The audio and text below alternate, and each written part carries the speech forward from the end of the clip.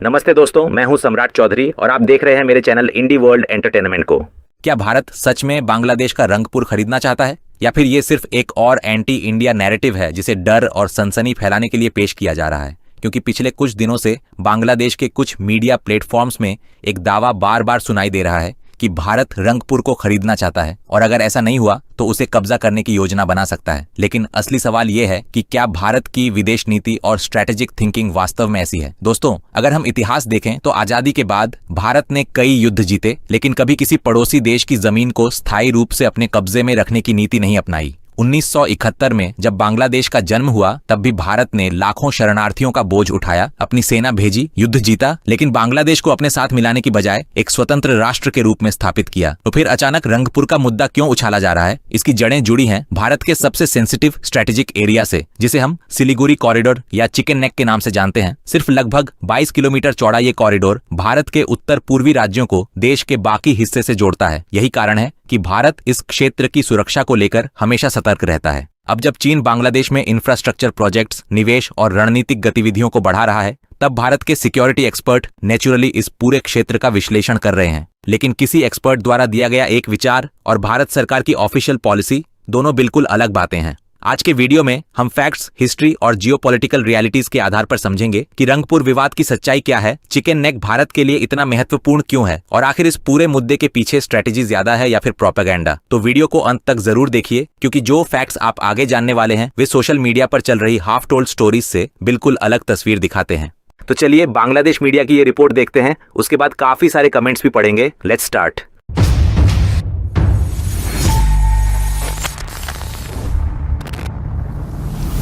दोस्तों, मैंने बहुत सारे बिजनेस पार्टनर्स को, खास करके जो एनआरआईज है, उनके लिए चैनल बना के उनको इंडिया में एक stable source of income generate करके दिया है। अगर आप भी मेरे साथ पार्टनरशिप में चैनल स्टार्ट करना चाहते हैं, जहां चैनल के ओनर आप होंगे लेकिन कंटेंट मैं बना के दूंगा, तो मुझे कांटेक्ट कीजिए इस नंबर पे। दोस्तों, एक बंगाली ट्रैवल व्लॉगर हैं जो साउथ इंडिया में एक बंगाली पर्सन की लाइफ कैसी होती है यह दिखाते हैं।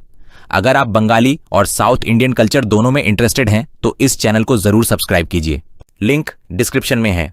दोस्तों, ये वीडियो कुछ ही दिन पहले YouTube पर अपलोड हुआ था और इस वीडियो का टाइटल था, क्या भारत रंगपुर खरीदेगा या फिर जबरन कब्जा करेगा?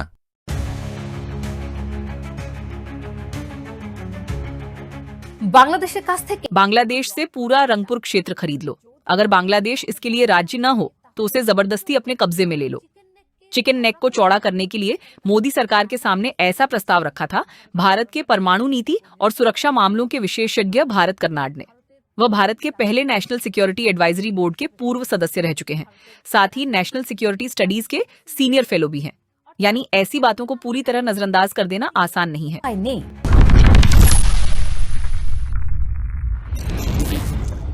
चिकन नेक भारत के लिए सचमुच गले की हड्डी बना हुआ है। मात्र 22 किलोमीटर चौड़ा यह इलाका ही भारत को 7 सिस्टर्स राज्यों से जोड़कर रखता है। चिकन नेक के पास चीन की खुली मौजूदगी भारत की चिंता को और बढ़ा देती है। इसके अलावा चीन ने बांग्लादेश में भी अपनी मजबूत मौजूदगी बना ली है और चिकन नेक के नजदीकी इलाकों में कई परियोजनाओं पर काम शुरू कर दिया है। ऐसे हालात में भारत कर्नाड की वही सलाह एक बार फिर नई बहस और विवाद को जन्म दे रही है। 7 सिस्टर्स को खोने के डर से भारत शायद ही कोई ऐसा कदम छोड़ रहा हो जो वह उठा सकता है। चिकन नेक में इतिहास के सबसे बड़े स्तर पर सैन्य मौजूदगी देखी जा रही है। सीमा से लगे कई आर्मी बेस, एयर बेस और राफेल फाइटर जेट्स की तैनाती समेत लगभग हर तरह की तैयारी भारत ने कर रखी है। इससे भारत की रणनीतिक कमजोरी भी साफ दिखाई देती है। लेकिन सवाल यह है कि बांग्लादेश वास्तव में कितना सुरक्षित है? भारत कर्नाड की उस सलाह को आए लगभग 7 महीने हो चुके हैं। इस दौरान बहुत कुछ बदल चुका है। पश्चिम बंगाल में शुभेंदु सरकार सत्ता में आ चुकी है। सत्ता में आते ही उनकी सरकार पर बांग्लादेश को अस्थिर करने के आरोप लगने लगे। रोजाना पुश इन का खेल जारी रहने की बात कही जा रही है। जब भारत कर्नाड ने यह सलाह दी थी तब शुभेंदु अभी सत्ता में नहीं आए थे, लेकिन उन्होंने भी बांग्लादेश पर कब्जा करने की बात कही थी। उनके पहले और बाद में भी कई प्रभावशाली लोगों के मुंह से बांग्लादेश पर कब्जे की बातें सुनने को मिली। उनका तर्क था कि अगर भारत के लिए एक चिकन नेक है तो बांग्लादेश के लिए वास्तव में 2 चिकन नेक हैं, एक रंगपुर क्षेत्र में और दूसरा फेनी क्षेत्र में। रंगपुर पर कब्जे की बातों के साथ साथ पूरे चट्टोग्राम क्षेत्र को अपने नियंत्रण में लेने जैसी धमकियां भी सामने आईं। यहाँ तक कहा गया कि चट्टोग्राम में जल्द ही भारत का झंडा लहराएगा। भारतेर पताका। ऐसी घटनाएं आखिर क्या संदेश दे रही हैं? क्या बांग्लादेश वास्तव में किसी बड़े खतरे की तरफ बढ़ रहा है? सीधा जवाब है हाँ, क्योंकि ये बातें अब केवल कुछ उत्तेजित राजनेताओं के बयानों तक सीमित नहीं रहीं, बल्कि भारत की रणनीतिक सोच और सुरक्षा विमर्श के मुख्य धारा वाले हिस्सों में भी चर्चा का विषय बन चुकी है।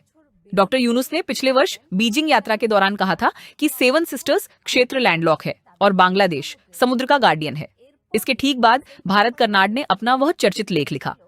भारत कर्नाड के प्रस्ताव में 2 रास्ते बताए गए थे, एक आसान और दूसरा कठिन। आसान रास्ता है खरीद लेना। रंगपुर डिवीजन का क्षेत्रफल लगभग 16,185 वर्ग किलोमीटर है। वहीं बांग्लादेश पर विदेशी कर्ज का बोझ लगभग 10,400 करोड़ डॉलर बताया जाता है। भारत कर्नाड का सुझाव था कि रंगपुर के बदले भारत 1,000 से 2,000 करोड़ डॉलर तक की राशि दे सकता है, जिससे बांग्लादेश के कर्ज का दबाव कुछ कम हो सकता है। उन्होंने इस विचार को आधुनिक लुइजियाना परचेस की संज्ञा दी। जैसे 1803 में अमेरिका ने फ्रांस से विशाल लुइजियाना क्षेत्र खरीदा था, उसी मॉडल पर रंगपुर का क्षेत्र पश्चिम बंगाल या असम का हिस्सा बन सकता है, क्योंकि असम के मुख्यमंत्री हिमंत बिस्वा शर्मा इस क्षेत्र को लेकर सबसे मुखर नेताओं में गिने जाते हैं। भारत कर्नाड का लॉजिक था कि यदि बांग्लादेश इस प्रकार के प्रस्ताव के लिए तैयार न हो तो कम से कम ऐसा बाइंडिंग एग्रीमेंट होना चाहिए जिसके तहत चीन के साथ किसी प्रकार का सैन्य सहयोग न किया जाए, और उनके अनुसार यदि ऐसा समझौता टूटे तो उसके बाद सीधे सैन्य कार्रवाई जैसे विकल्पों पर विचार किया जा सकता है। सामरिक अभियान कठिन पथे गेले अगर कठिन रास्ता अपनाया जाए तो रंगपुर के 1.5 करोड़ से अधिक निवासियों को बांग्लादेश के बाकी हिस्सों में स्थानांतरित किया जाएगा। इसके बदले बांग्लादेश में रहने वाले हिंदुओं को भारत लाया जाएगा। भारत कर्नाड के शब्दों में इसे एक साफ सुथरा समाधान बताया गया है, यानी एक पॉपुलेशन एक्सचेंज। विनिमय क्या ये सब सिर्फ कागजी सिद्धांत है? जमीनी घटनाक्रम कुछ और संकेत देते हैं। चिकन नेक से लगभग 135 किलोमीटर दूर लाल मनिरहाट में द्वितीय विश्व युद्ध के समय के पुराने एयरबेस को फिर से सक्रिय करने की दिशा में काम चल रहा है। बताया जाता है कि चीनी अधिकारियों ने भी इस क्षेत्र का दौरा किया है। वहीं तीस्ता महापरियोजना में भी चीन की भागीदारी को लेकर चर्चा होती रही है। भारत की चिंता यह है कि यदि भविष्य में इस क्षेत्र से चीनी ड्रोन या निगरानी विमान संचालित किए जाते हैं तो भारत के पूर्वी वायु कमान की गतिविधियों पर नजर रखना आसान हो सकता है। भारतीय रणनीतिक विश्लेषक ब्रह्मा चेल्लनी ने भी तर्क दिया है कि लाल मनिरहाट जैसे ठिकानों के सक्रिय होने से चीन की हवाई निगरानी क्षमता सिलीगुड़ी कॉरिडोर के आसपास तक प्रभाव डाल सकती है। इसके साथ ही बांग्लादेश द्वारा पाकिस्तान निर्मित JF-17 ठंडर लड़ाकू विमानों की संभावित खरीद को लेकर भी चर्चाएं होती रही हैं, जिससे क्षेत्रीय सुरक्षा समीकरणों पर बहस और तेज हुई है। पिछले नवंबर में सिलीगुड़ी में भारत की उच्च स्तरीय सुरक्षा समन्वय बैठक आयोजित की गई थी, जिसमें सीमा सुरक्षा और रणनीतिक एजेंसियों के बीच समन्वय पर चर्चा हुई। इसके अलावा मई महीने में भारतीय सेना ने बांग्लादेश सीमा के निकट तीस्ता प्रहार नामक एक बड़े सैन्य अभ्यास का आयोजन भी किया। इन सभी घटनाओं को कुछ विश्लेषक भारत की सुरक्षा चिंताओं और सिलीगुड़ी कॉरिडोर की रणनीतिक संवेदनशीलता से जोड़कर देखते हैं। সীমান্তের কাছে कर्नाड निजी अवश्य हालांकि भारत कर्नाड खुद एक तरह से उम्मीद छोड़ चुके हैं। उनका कहना है कि मोदी सरकार में इतना भी साहस नहीं है, इसलिए रंगपुर एनेक्सेशन अभी होने वाला नहीं है। लेकिन खतरे का यह नक्शा वास्तविक है और दिन ब दिन बड़ा होता जा रहा है। शुभेंदु की सरकार पश्चिम बंगाल की सत्ता में है। बांग्लादेश में चीनी अधिकारी सक्रिय हैं। पाकिस्तान के JF-17 फाइटर जेट्स लगभग आने वाले हैं। दूसरी ओर अब तुर्की की भी नजर बांग्लादेश पर है। यह समीकरण जितना लंबा चलेगा, भारत कर्नाड के प्रस्ताव को नजरअंदाज करना भारतीय नीति निर्माताओं के लिए उतना ही कठिन होता जाएगा। इसलिए बांग्लादेश के सामने रास्ता सिर्फ एक ही है, अपनी भौगोलिक कमजोरियों को ध्यान में रखते हुए ऐसी फॉरेन पॉलिसी अपनाना जो भारत को इस दिशा में आगे बढ़ने का कोई बहाना ना दे। बांग्लादेश को सतर्क रहना होगा। যেন সতর্ক থাকে।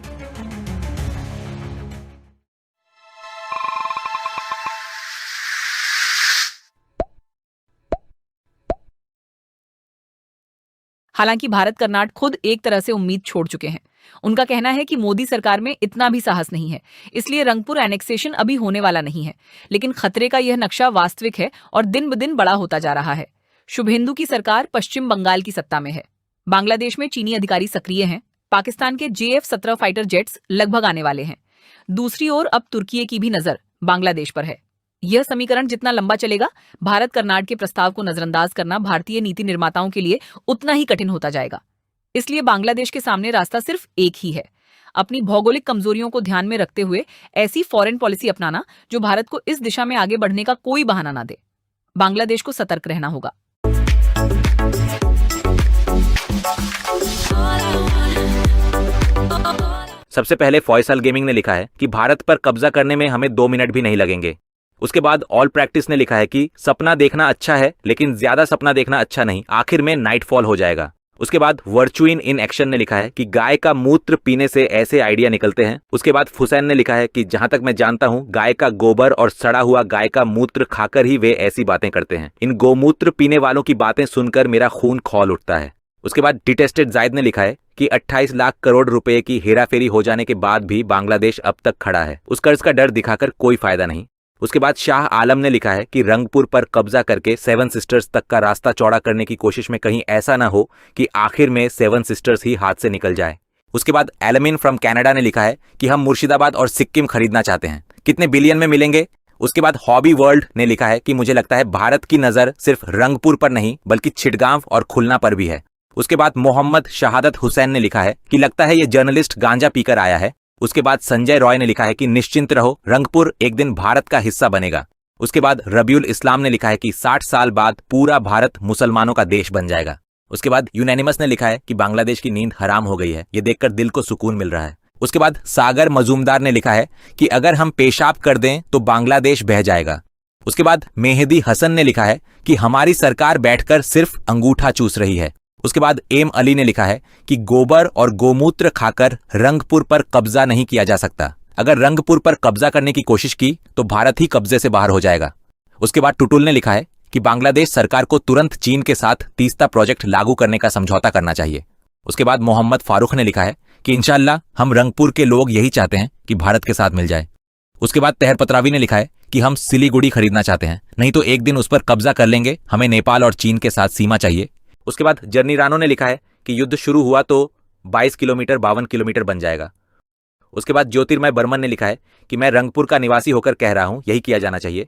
उसके बाद लोन रेंजर ने लिखा है कि ये डर हमें अच्छा लगा, इतने दिनों बाद बांग्लादेश डर रहा है, इसका मतलब भारत बिल्कुल सही रास्ते पर है। उसके बाद म्यूजिबुल इस्लाम ने लिखा है कि हम चाहते हैं कि बांग्लादेश जल्द से जल्द पाकिस्तान, चीन और तुर्की के साथ मिलिट्री एग्रीमेंट करे। उसके बाद ओंद्रा ने लिखा है कि जब बांग्लादेश का जन्म हुआ है तो एक दिन उसकी मृत्यु भी होगी, जिसका जन्म होता है उसकी एक दिन मृत्यु भी होती है। उसके बाद माहिन ने लिखा है कि तीनों देशों को मिलकर भारत को सबक सिखाना होगा, इंशाल्लाह भारत नष्ट हो जाएगा। उसके बाद मोहम्मद तौहीदुल इस्लाम ने लिखा है कि भारत की ऐसी हिम्मत कुछ पिछले तानाशाही शासकों की चापलूसी वाली नीति की वजह से हुई है, उनका लक्ष्य सिर्फ भारत को खुश रखना था, इसी कारण पाकिस्तान, चीन, ईरान और अफगानिस्तान जैसे दोस्तों को छोड़कर हमारे जातीय शत्रु भारत को मित्र बनाने की कोशिश की गई।